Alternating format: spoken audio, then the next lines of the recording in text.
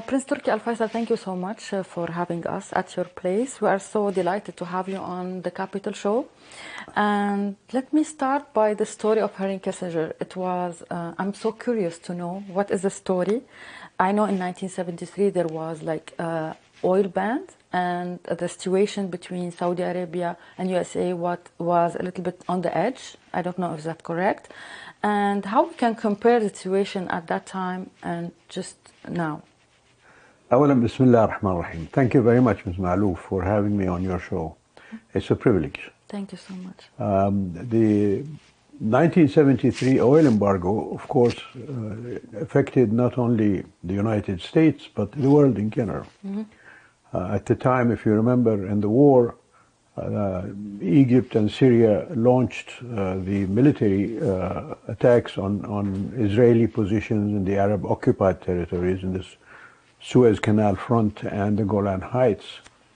And they made huge advances in the initial stages of the war. But the United States took the decision to resupply Israel with all of its military losses. And there was actually a transfer of equipment directly from the United States to Israeli lines on the front in Suez and the Golan. And that is why the Arab states producing oil decided to embargo the oil going to the United States. And other countries that helped in that process, I think Portugal and one other country, I don't remember which one now. But anyway, that embargo, of course, led to a big disruption in the supply of oil in the United States. How we can compare this to our days? Well, I don't think there can be a comparison. No. The times are much different. At that time, the embargo caused lines in front of gas stations, and at that time there was no petroleum reserve in the United States to replenish the supplies.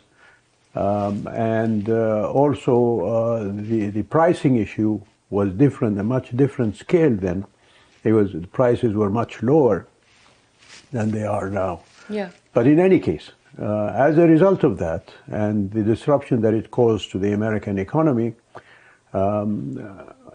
within a few days after the embargo was imposed on America, a message came through the CIA channel to the kingdom without signature, simply saying that it is a message from Dr. Kissinger to the late King Faisal, addressing him, Your Majesty, if the embargo continues, it is affecting the United States in a very dramatic way, and the US will be bound to take whatever action to relieve itself of that imposition of difficulty on the people. A clear warning that was interpreted as such by Saudi officials. Yes. But nonetheless, King Faisal maintained the embargo until he saw on the ground that there was American activity in trying to get Israel to withdraw its troops from the occupied Arab territories, both on the Suez front and the Golan Heights front. When that happened, the embargo was lifted. Why always U.S. blame Saudi Arabia for? Well, indeed, Saudi Arabia, and the interesting thing is that 2 years before the war, from 1971, when the late King Faisal visited President Nixon here in Washington, he talked to President Nixon about the need to resolve the Israeli occupation of Arab territories, and that, in the king's view, there was showing an important decrease in the availability of oil in general around the world, and there might be an economic crisis coming if the United States did not engage fully in removing Israeli troops from occupied Arab territories. So from 1971 until 1973, that proposition by King Faisal was ignored basically by the United States. And so when the US actually took a position in the war to help Israel against the Arab countries, that's when not just Saudi Arabia but other Arab oil producers took the decision to embargo the oil coming to America. And hence, that is why the situation arose. But within a few short weeks after the lifting of the embargo in 1974, just a few months after the start of the war itself, a Saudi delegation was invited to come to the United States by President Nixon, led by the late King Fahd, who was then the Deputy Prime Minister, and an agreement of cooperation was signed between Saudi Arabia and the United States. Recently you said that there is no reason to turn our backs on each other. Absolutely. Do you think that this relationship is on the edge between these two countries? I don't think so. To put it in those dramatic terms, I think would give it much more of a heightened sense of problematic situation. But we have had a disagreement with the United States, as has happened in the past, and I told that story about Mr. Kissinger and the embargo to show that even though we had that disagreement, which was much more significant in terms of American intent towards the kingdom, yet the relationship remained strong to allow for a cooperation agreement to be signed soon after that disagreement was resolved. Yes. And nowadays, of course, the agreement was, the disagreement was over whether the decrease in production of oil from the OPEC plus countries will raise the price of oil so badly that it will affect not just the economy of the United States, but the world. But also the whole world. And as has been proved, I think, quite clearly, that rise in oil prices has not happened. So I think the Saudi position has been confirmed by events that there was a need to take action to stabilize prices, rather than allowing them to fall so badly as they did a couple of years ago. If you remember, prices went into the negative scale, where oil companies were actually giving money to consumers to take up oil production. What changed after the visit of President Biden to Saudi Arabia? Did we witness now kind of a collaboration between? Yes, well, the visit preceded the OPEC Plus decision, but it came after there was also then how can I put it, unease in the situation because of President Biden's statements during the campaign about the kingdom and particularly the Crown Prince. And there also, when the two met in Jeddah, the result was agreement. If you look at the statement that came out of the Jeddah meeting, there were several items of agreement between Saudi Arabia and the United States, including one on stabilizing oil production and prices in the world so that it doesn't affect the poorer countries particularly. Your Highness, what about human rights? The Biden administration stressed on the issue of human rights in Saudi Arabia. Is this resolved? Well, when he did that in the meeting with Crown Prince Mohammed, the Crown Prince responded that the United States had its own issues of infringement on human rights. And he mentioned the Guantanamo Bay prison and other such issues. And that these were issues for internal resolution by the people of each country, and that others should not interfere in that sphere. You said you must, or Israel must be under sanctions. what is the point of view toward Israel, the Saudi vision toward the relationship with Israel? I cannot speak for the government. This must be plainly made. I'm not a government official, but what I have seen from Saudi public announcements from the king and the crown prince is that the Palestinian people are still under occupation by Israel, in spite of United Nations resolutions. And there were several resolutions,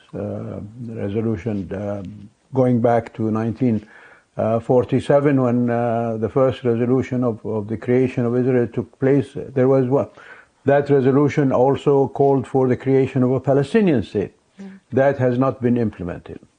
The 67 war, which led to the Israeli expansion into the Sinai and the Golan Heights, Resolution 242 and 338 were supposed to resolve that issue.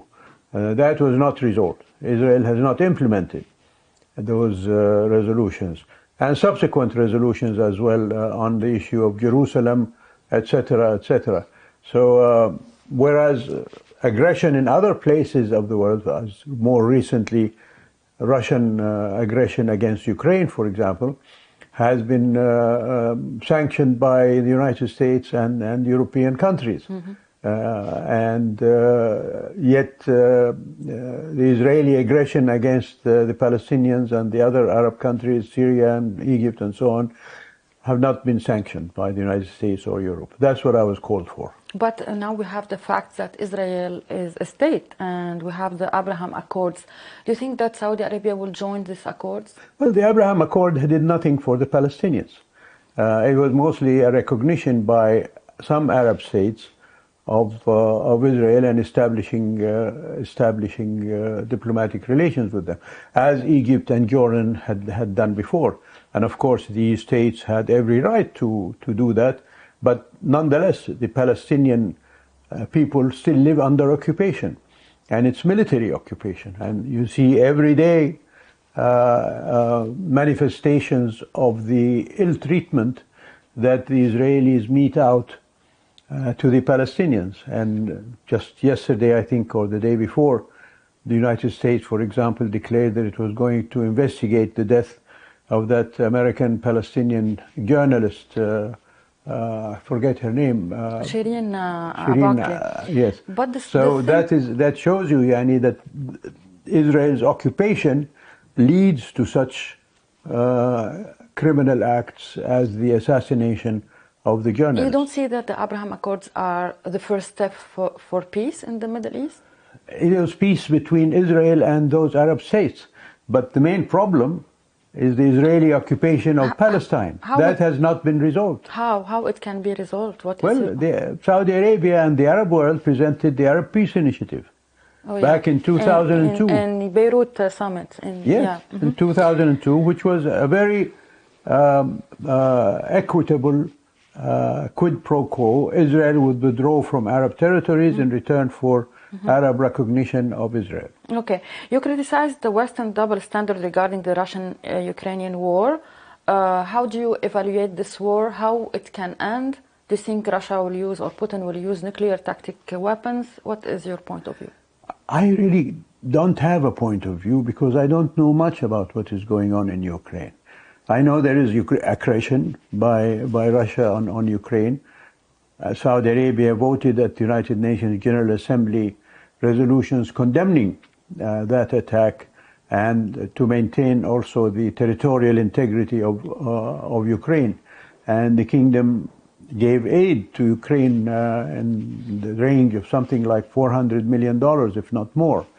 And also as a result of Saudi diplomacy, prisoners of war were released by Russia, including American citizens, British citizens, and Ukrainian citizens.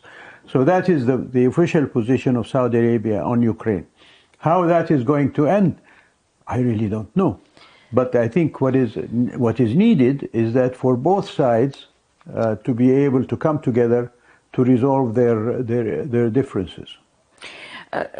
Some analysts say that Saudi Arabia is trying to the relationship between Russia and Saudi Arabia is a concern for the United States. Do you agree on that? Well, I don't. It shouldn't be a concern to the United States, because the kingdom's relationship with the United States has been a very strategic, more than 80-year-old relationship. And as I mentioned, we've had our differences in the past, but that strategic connection has remained and will continue to remain. And we still believe the United States is not only the supreme power in the world, but also has a responsibility to maintain stability and peace, not just in the Middle East, but throughout the world. And we offer our friendship to the United States in that effort. And we acted in the past to bring people together. Yeah. Let me just give you an example. The Lebanese Taif Accords, for example, Yeah, Saudi Arabia brokered those accords to end the civil war in Lebanon, which was affecting everybody at the time. They are a peace initiative to bring peace to Palestine. It was proposed by Saudi Arabia. These are just two examples of where Saudi Arabia stands on the issues of peace. And the U.S. has always been a partner with the Saudi Arabia in trying to find peace in these areas. Do you think that Saudi Arabia now is losing its influence in Lebanon, and Iran, by backing Hezbollah, is controlling the state? Well, this is where we differ with Iran. We recognize states and the sovereignty of these states and the inviolability of their internal structure. And we do not interfere in the affairs of other states. Iran does. And it has made these militias, whether in Lebanon, Hezbollah, or in Yemen, the Houthis, or in Syria, if you look at all of the militias that Iran brought into Syria, if you look at Iraq, all of the Hashd al-Shabi yes. and others, and Iran's activities in Bahrain, for example, to undermine the state. So Iran has extraterritorial ambitions in other states, and it doesn't accept the inviolability of territorial integrity of these states. Saudi Arabia never interfered. So that is a big difference between how we deal with Lebanon and how Iran deals with Lebanon. How do you see the demonstrations in Iran, and this will lead to where? Well, I don't know yet. But, you know, it's a manifestation of what the Iranian people feel about the rulers. They reject them completely. And these demonstrations are all over Iran. Iran is a country of many ethnicities and even sectarian differences between Sunni and Shia. Yet these demonstrations have shown that all ethnicities, including the Persian one, which is the main ethnicity in Iran, are rising up against the rulers. Yeah. My question is how Saudi Arabia can coexist with Iran. Iran is a threat. They are spreading terrorism. Prince Mohammed bin Salman, the Crown Prince, said that Iran is a neighbor and we have to adapt to live with this. So how do you see that? Well, Prince Mohammed is right. Geography overrules everything else. And Iran will remain where it is, regardless of whatever activities it pursues. And whatever trouble it makes for us, we have to accept that they are our next door neighbor, and we would like to have good relations with Iran. At one point, a few years back, we had good relations with Iran. Unfortunately, that changed when Iran began to implement its extraterritorial ambition in the states around it, in Iraq, in Syria, in Lebanon, in Yemen, and in Bahrain, and even in Palestine. So that is something that the kingdom, of course, doesn't agree with. And unless and until Iran desists from these activities, then it's going to be difficult for us to have good relations with them. We can understand that Saudi Arabia will never support the demonstrators or the freedom of the Iranian people? Well, we publicly, of course, condemn the Iranian government for the way it has treated its own people. But we're not going to interfere in the affairs of Iran. We cannot claim that we object to Iran's interference in other affairs and then we practice that. So, Saudi Arabia is not going to interfere in Iran. We are witnessing now the G20 summit in Indonesia. Prince Crown Mohammed bin Salman is there, and we know that Riyadh play a big role to help people everywhere, the Islamic world. Right. And how do you see this presence, the role of Saudi Arabia as a big Islamic country? It is a very important role. Yeah, the kingdoms, as an example, I'll just give you an example. Coming out of COVID-19, the pandemic, all the G20 countries have come out with very weakened economies, except Saudi Arabia. Saudi Arabia's GDP growth. Why? Because of the policies that the kingdom took during the COVID-19. Yeah.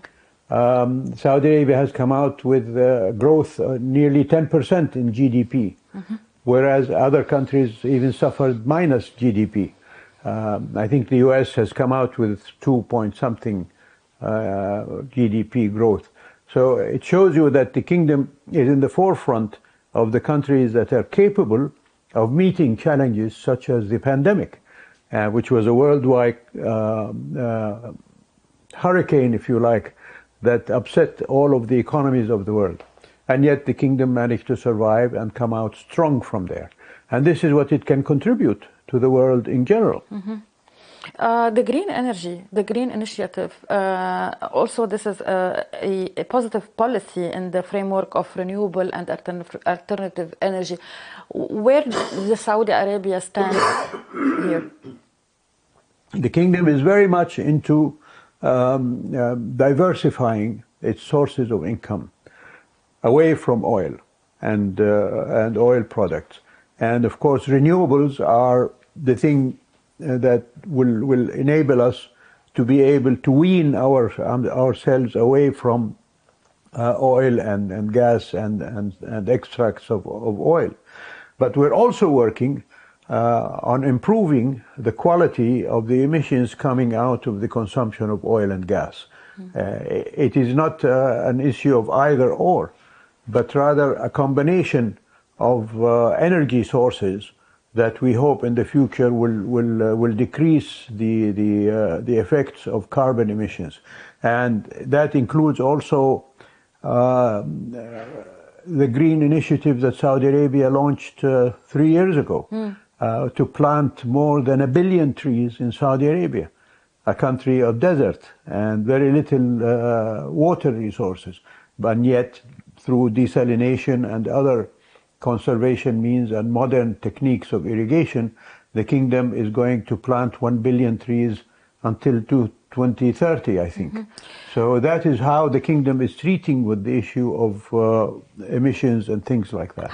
What do you say to the American media accusing the Crown Prince of being a dreamer, that Vision 2030 is only on paper, and Naum is it's like an imaginary place, or the line project? What is? Well, media in general has been very negative on Saudi Arabia. So whatever we do, they're going to be critical of it. But I'll give you an example.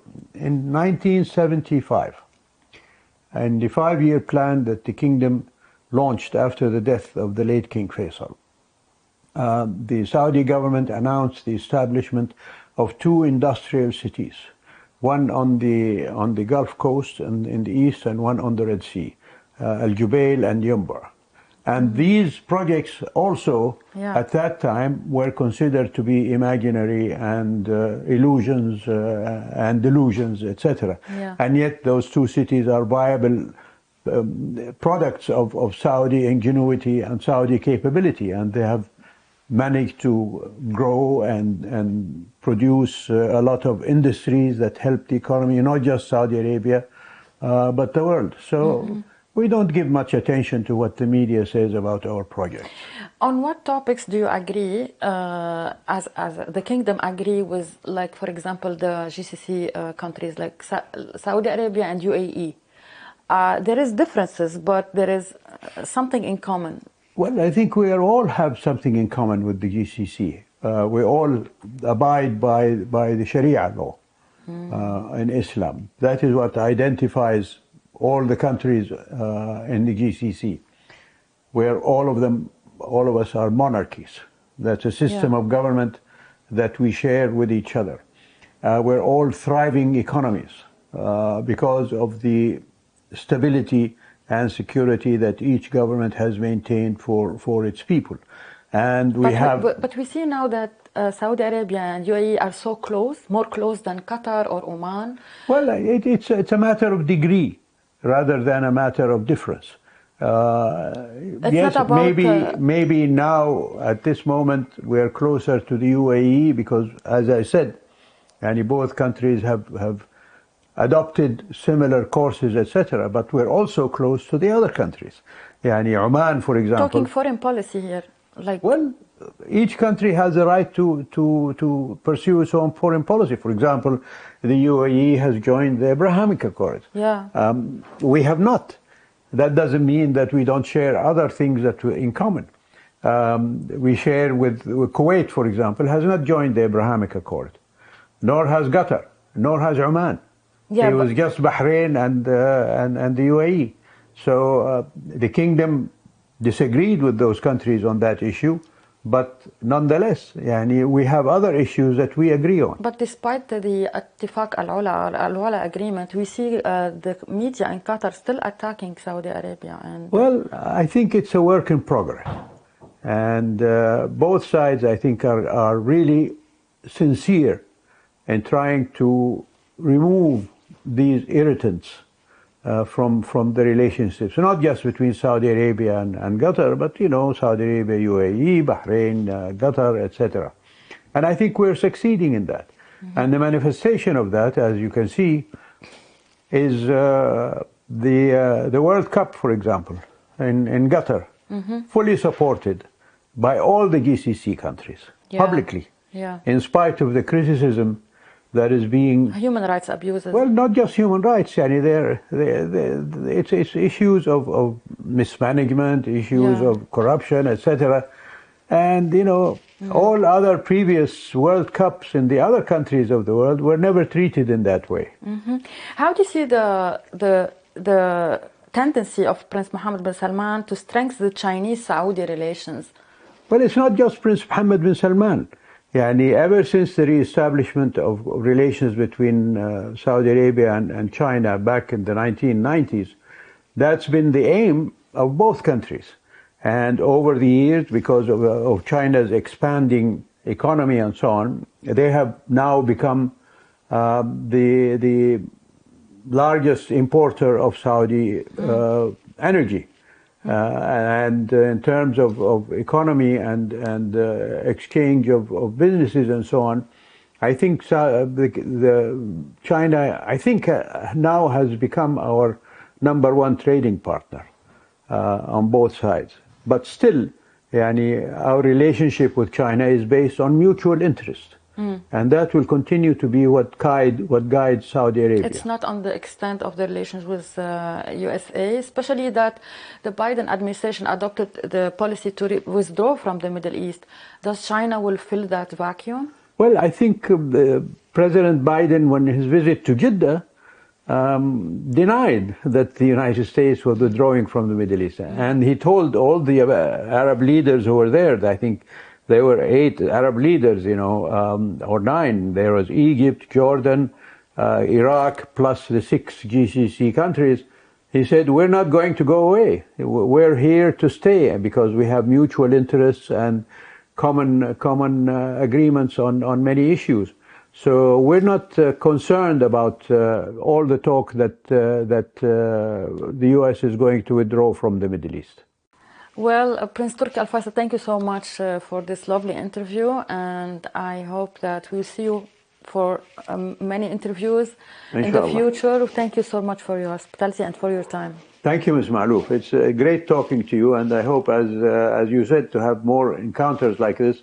I hope the next encounter you will do us the honor of coming to the kingdom. To visit the kingdom, inshallah. And we can do it there, and you can see some of the things that people are talking about, like Al-Ula, like Neom, like other such things, even our ski slopes that we are building now.